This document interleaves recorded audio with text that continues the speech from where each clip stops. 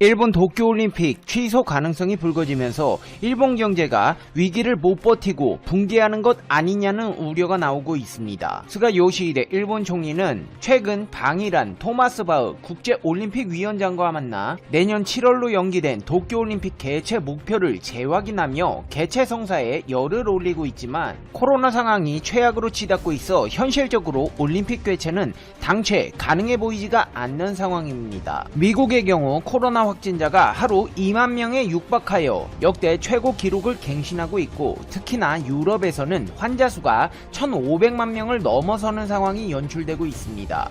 유럽 인구는 세계 인구 가운데 10분의 1에 지나지 않지만 전 세계 감염자 5,690만 명 중 26%를 점유하고 사망자 130만 명 가운데 25%를 점유하며 총 확진자와 사망자 수는 세계 전체 중 4분의 1을 차지하고 있는 것으로 나타났는데요. 겨울철을 맞아 역내 코로나19 감염자 수가 급증하고 있는 데다 프랑스, 러시아의 경우 의료 붕괴 상황까지 연출되고 있습니다. 올림픽 하겠다고 생떼 쓰고 있는 일본의 경우도 마찬가지인데요. 하루 확진자가 2,500명을 훌쩍 넘어서는 수준으로 전 세계적인 팬데믹이 정점을 향해 치닫고 있는 상황입니다. 올림픽은커녕 동네 운동회도 다 취소해야 하는 마당에 도쿄올림픽 절대 못합니다. 일본 아사히 신문 계열 주간지인 아에라에서는 IOC가 이미 일본 정부 및 대회 조직위원회에 도쿄올림픽 개최가 어렵다는 뜻을 전달했다는 정보를 입수했다고 밝혔습니다. 토마스 바흐 IOC 위원장은 지난 11일 이사회 후 온라인 기자회견에서 도쿄올림픽 중단은 논의하지 않는다고 단언했지만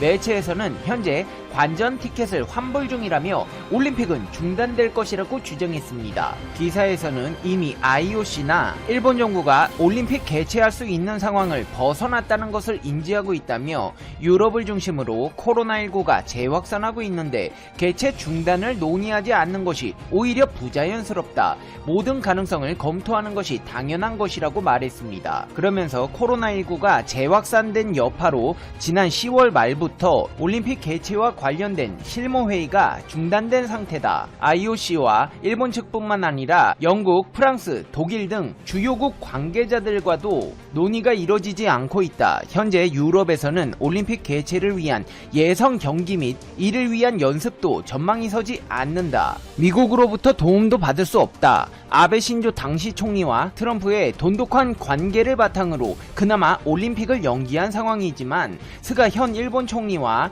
조 바이든은 이제부터 관계를 형성해야 하는 상황이라 기대할 수 없다. 심지어 미국은 자국의 코로나19 대책 마련에 벅찬 실정이라며 올림픽 개최 비관론을 쏟아냈습니다. 일본 마이니치 신문 또한 바흐 IOC 위원장이 일본에 방문하기 전 초조함을 감추지 못하는 상태였다. 일본 안에 퍼진 올림픽 회의론으로 개최 열기가 달아오르지 않기 때문이라고 전했습니다. 실제로 일본 TV 아사히가 1,881명을 대상으로 한 여론조사에서 도쿄올림픽을 예정대로 개최해야 한다는 응답은 33%에 불과했습니다. 취소는 31%, 재연기는 28%에 달했습니다. 스가 총리와 토마스 바흐 IOC 위원장이 어떻게 해서든지 올림픽을 치르겠다며 억지를 부리고 있는 가장 큰 이유는 돈입니다.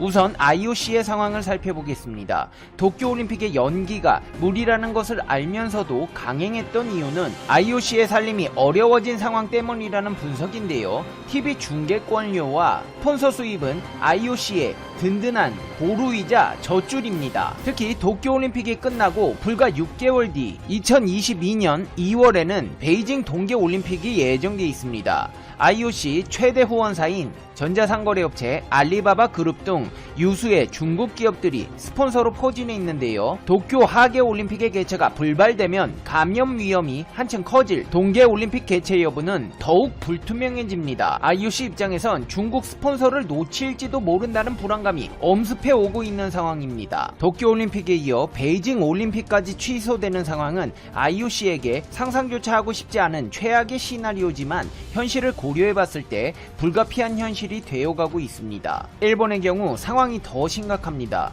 이온게이자이 신문의 보도에 따르면 올림픽이 공식 취소될 경우 일본 경제에 미칠 경제적 손실은 90조 2천억 원에 달할 것이라는 추산이 나왔으며 이는 일본 GDP의 1.4%에 해당하는 규모입니다. 미야모토 가스히로 간사이 명예교수는 대회가 취소될 경우 손실은 51조 9천억 원으로 비교적 양호한 수준으로 봤고 SMBC 니코증권 보고서에서는 88조 838억 원의 경제적 손실이 발생한다는 추산을 했습니다. 여기에 장기간 이어질 일본 방문, 관광객 감소와 국내 소비 침체 등에 더해져 상장기업의 순이익은 최대 24.4% 줄어들 것으로 예상했습니다. 일본은 어디 가서 하소연할 데도 없습니다. IOC와의 계약 조건을 보더라도 도쿄올림픽이 취소될 경우 일본 측은 보상 및 손해배상을 청구할 권리를 포기하는 내용도 계약에 명시되어 있기 때문입니다. 한마디로 생돈 90조 2천억 원 날리는 겁니다. 굳이 올림픽이 취소되지 않더라도 일본의 경제 상황은 최악으로 치닫고 있는데요. NHK의 보도에 따르면 올해 2월부터 코로나19의 영향으로 일본 전역 360만 개 중소기업들 중 30만 개 이상의 기업들이 현재 파산 위기에 처해 있다고 전했습니다. 일본 내 기업 및 가계부채 총액 또한 크게 증가했는데요. 일본은행이 발표한 대출 및 예금 동향 통계에 따르면 일본의 민간 부채는 6,400조 6천억 원을 기록해 해당 통계를 집계하기 시작한 2000년 이후 최고치를 기록했습니다. 이는 전년 동기 대비 6.7% 증가한 것입니다. 그 중에서도 가장 눈에 띄는 것은 일본 항공사의 파산 소식입니다. 저비용 항공사 에어아시아 재팬이 신종 코로나 바이러스의 여파로 결국 파산을 신청하게 된 것인데요. 에어아시아 재팬은 도쿄지방재판소에 파산 절차 개시를 신청했습니다.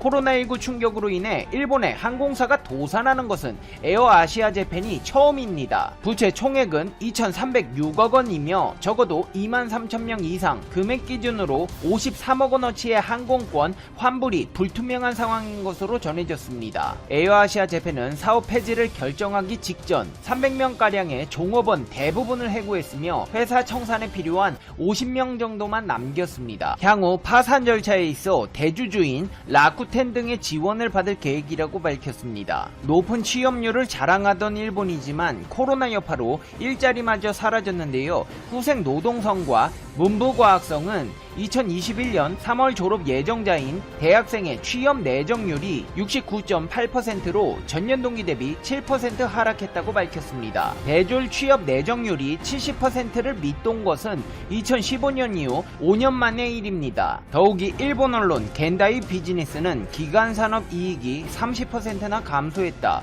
외국 자본 이탈이 심각한데도 현 일본 주가가 떨어지지 않는 이유는 일본 정부 및 중앙은행이 대규모로 무리하게 매수를 하기 때문이며 이 때문에 일본 주식시장엔 주가 버블 현상이 발생했다. 올림픽 이후 2021년 일본 주가는 40% 이상 폭락하는 사태가 벌어질 수밖에 없다는 기사를 게재했습니다. 게다가 일본은 국가부채 세계 1위로서 1초에 630만원, 일본에 3억 8천만원씩 부채가 증가하고 있습니다. 국가통화기금에 따르면 일본의 국가 채무 비율은 무려 237.1%에 달했습니다. 상황이 이쯤 되면 일본 정부 올림픽 취소에 후폭풍에 대한 대비를 하기 위해 심도 있는 고민을 하고 있을까? 지지 않을 수가 있나. 손흥민이 22일 열린 맨체스터 시티전에서 4분 19초 만에 골을 넣으며 팀을 승리로 이끌었습니다. 토트넘은 손흥민의 안전을 위해 전세기를 동원해 영국으로 데려왔고 두 차례 검사 결과 모두 음성으로 나와 이날 선발 출전했습니다. 손흥민은 이날 골 세레머니를 하며 구단의 배려에 대한 감사의 뜻으로 양팔을 벌려 비행기 포즈로 화답했습니다. 이날 손흥민은 리그 9월골로 바로 리그 득점 1위가 되었고 더 중요한 것은 토트넘을 리그 1위에 등극하게 만들어주었습니다. 이번 손흥민의 골은 시작 5분도 채 되지 않아 터져나와 중계 카메라도 따라가지 못할 정도였습니다. 재밌는 것은 손흥민의 골은 너무 빨라 중계 카메라가 놓칠 정도였지만 그 전까지 중계 카메라는 손흥민의 전용인 듯 손흥민만 찍었다는 것입니다. 많은 언론들은 이날 손흥민이 2패 중계 카메라를 마치 자신의 단독샷 전용 카메라처럼 활용했다고 했습니다. 2패 중계 카메라가 손흥민을 수없이 단독샷으로 찍으며 기대감을 표출했기 때문입니다. 경기 시작 전 선수단 도열, 선제골 이후 그리고 전반전 종료 이후와 후반 시장, 마지막으로 경기 종료 순간까지 손흥민은 2패 중계 카메라를 직캠으로 만들어버렸습니다. 중국의 신화스포츠는 22일 손흥민이 맨체스터 시티전 핵심 선수가 될 것이라고 해도 이렇게 빨리 골을 몰아칠 것이라고 예상한 이는 많지 않았을 것이라고 했습니다. 그러면서 앞서 손흥민은 사우샘프턴, 맨체스터 유나이티드와 같은 팀도 무너뜨렸다며 손흥민은 바디 살라보다 많은 골을 터뜨리고 있다고 극찬했습니다. 또한 아시아 넘버원이 이런 활약을 이어간다면 프리미어리그 득점왕도 꿈이 아닐 것이라고 전망했습니다. 일본 언론도 손흥민의 활약에 크게 놀라며 손흥민이 제이미 바디, 모하메드 살라, 도미니크 칼버트 루인을 제치고 프리미어리그에서 가장 제철인 공격수라고 칭찬했습니다. 손흥민은 최근 맨시티전에서 5경기에서 5골을 넣으며 맨체스터 시티 킬러의 면모를 재확인시켜 주었습니다. 세계적인 명장이라 불리는 맨체스터 시티 과르디올라 감독은 손흥민에게 알고도 당했다고 한탄했습니다. 손흥민은 알고도 막을 수 없는 존재였습니다. 그는 경기 후 손흥민이 뒷공간을 노린다는 것을 알고도 수비를 제대로 못해 골을 허용했다며 무리뉴의 팀은 실수를 찾아 역습으로 벌을 준다고 말했습니다. 또한 과르디올라 감독은 경기 뒤에 손흥민은 특별하다, 리버풀의 마네와 살라처럼 위협적인 선수라고 말했습니다. 토트넘이 맨체스터 시티를 2대0으로 이겼다는 것은 큰 의미를 지니고 있습니다. 맨체스터 시티는 2017-18 시즌과 2018-19 시즌 2년 연속 우승을 차지했고 지난 시즌에도 2위를 하며 압도적인 전력을 과시해왔습니다. 한때 맨체스터 시티가 홀로 독주 체제를 이어가자 프리미어리그를 재미없게 만들며 리그 전체에 위기를 가지고 올 거라고도 우려했습니다. 이번 시즌에도 맨시티는 컵대회를 포함해 최근 8경기에서 6승 2무 무패 행진을 달리며 특히 시즌 초반 수비가 불안했지만 최근 3경기 연속 무실점을 기록했습니다. 토트넘에게 일격을 당하기 전까지는 지난 시즌 우승을 빼앗은 리버풀에게만 이기면 선두권 경쟁에서 승리할 수 있다고 말했습니다.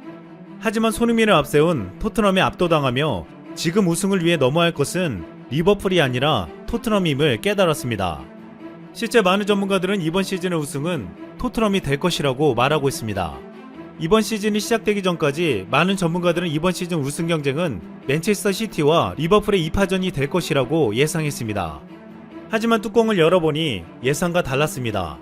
손흥민과 케인이 환상적인 기량과 호흡을 보여주면서 이번 시즌 우승은 토트넘이 될 것이라는 전망이 우세해지고 있습니다.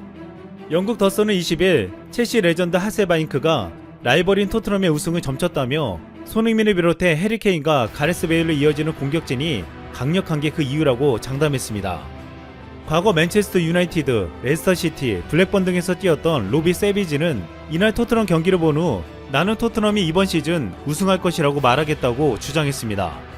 또한 과거 독일 대표팀과 미국 대표팀 감독을 지낸 클리스만도 이번 시즌 토트넘의 우승 가능성이 높다며 토트넘은 마침내 환상적인 트로피를 거머쥘 수 있는 꿈을 꾸게 됐다고 말했습니다. 경기에서 패한 뒤 과르디올라 감독도 토트넘은 리그 1위이고 그래서 어떤 팀들보다도 유력한 우승 후보다 라고 인정했습니다. 영국 언론 풋볼 365는 토트넘의 우승 가능성을 말하면서 손흥민이 그 열쇠라고 지목했습니다. 풋볼 365는 지난 19일 기사에서 손흥민과 조세 무리뉴 감독, 토트넘의 트로피 가뭄을 끝낼 열수가 될 수 있다 라는 제목의 기사를 보도했습니다. 여기서 무리뉴 감독은 손흥민의 뛰어난 재능과 무한한 에너지를 알고 있다며 손흥민은 무리뉴 감독과 꽃을 피우고 있다고 말했습니다. 영국 통계에서 옵타는 토트넘이 맨시티전에서 승리하자 1985년 1월 이후 단독 선두로 온전히 하루를 마친 건 35년 만이라며 토트넘 팬이라면 코피가 날 것이라고 표현했습니다. 토트넘 팬들은 압도적인 지지로 맨시티전 킹 오브 더 매치를 손흥민을 뽑았습니다. 그리고 얼마 전 맨유에 이어 맨시티도 제압하자 토트넘 팬들은 우리가 맨체스터를 가졌다고 환호했습니다. 영국 매체 스코카는 토트넘이 맨체스터를 8대1로 꺾었다라고 찬사를 보냈습니다. 맨체스터 유나이티드를 6대1로 이기고 22일 맨체스터 시티를 2대0으로 이겼기 때문입니다. 손흥민은 토트넘 선수 중 유일하게 맨체스터 두 구단을 상대로 모두 골을 기록했습니다. 과거 토트넘이 결코 뛰어넘을 수 없을 것이라던 맨체스터 구단을 상대로 넣은 8골 중 3골을 책임진 것입니다. 무리뉴 감독은 지휘봉을 잡으면 팀 파악이 끝낸 2년차에 모두 우승 트로피를 거머쥐었습니다. FC 포르투, 첼시, 레알 마드리드, 인터밀란에서 지휘봉을 잡은 지 2년 만에 놀랍게도 우승을 이뤄냈습니다. 하지만 지난 2016년 맨유 지휘봉을 잡았을 때는 2년차에 우승을 이루지 못했습니다. 2년차였던 2017-2018 시즌 승점 81점을 쌓아 맨유를 리그 2위에 올려놓았습니다. 좋은 성적이었지만 승점 100점 고지를 밟은 압도적인 맨시티를 넘지 못한 것입니다. 강한 수비력을 가지고 있었지만 화력이 부족했습니다. 당시 무리뉴 감독은 맨유가 손흥민 같은 정상급의 공격수를 영입하지 못한다고 한탄했습니다. 그리고 거짓말처럼 무리뉴 감독은 손흥민을 영입하지 못하는 맨유를 떠나서 손흥민이 있는 토트넘의 지휘봉을 잡았습니다. 그리고 이제 토트넘에서 손흥민이란 세계적인 공격수를 가지면서 그 꿈을 이룰 가능성이 커졌습니다. 한편 최근 손흥민의 활약에 인터밀란 전설이라 불리는 베르고미가 분통을 터뜨렸습니다. 베르고미는 인터밀란이 토트넘의 에릭센을 영입한 것을 비판했습니다. 에릭센은 인터밀란에서 주전 경쟁을 이기지 못하고 33경기에 출전해 4골밖에 넣지 못했습니다. 에릭센은 출전 기회를 요구했으나 콘테 감독은 그를 쓰지 않았고 인터밀란은 에릭센을 내년 1월 이적 시장에 팔아치우겠다고 했습니다. 베르고미는 에릭센보다 더 확실한 자원을 영입해야 했다며 그때 손흥민과 케인 중에서 고민했어야 했다고 주장했습니다. 맨시티전에서 손흥민은 득점뿐만 아니라 헌신적인 수비 가담도 주목받았습니다. 손흥민의 경기를 움직인 히트맵을 보면 주로 우측에 위치했지만 전방, 좌측, 중앙을 다양하게 오가며 맨시티 수비를 흔드는 동시에 수비 가담도 적극적이었습니다. 실제로 손흥민 경기를 중계한 레드랩은 손흥민의 수비 가담을 통해 토트넘이 위기를 넘겼다고 평가했습니다. 얼마 전 중국에서 손흥민이 중국인이라고 주장한 데 이어 또다시 전 세계에서 손흥민이 자국민이라는 주장이 이어지고 있습니다. 한 스웨덴 축구팬은 조나소는 스웨덴 사람이다 라는 말과 함께 손흥민의 사진을 올렸습니다. 그러자 핀란드 팬은 소니네는 핀란드인이다. 눈만 보면 알 수 있다. 독일 팬은 헤거메이어 소렌은 함부르크 출신이다 라고 말하고 영국 팬은 휴밍소는 영국인이다 라며 반박했습니다. 우리가 맨체스터 시티의 케빈 데 브라이너를 김덕배라 부르듯이 각국의 팬들은 손흥민에게 이름을 지어주며 자국 선수라고 우기고 있습니다. 손흥민은 현재 유럽 무대에서 놀라운 활약을 하며 대한민국의 자랑이 되고 있습니다.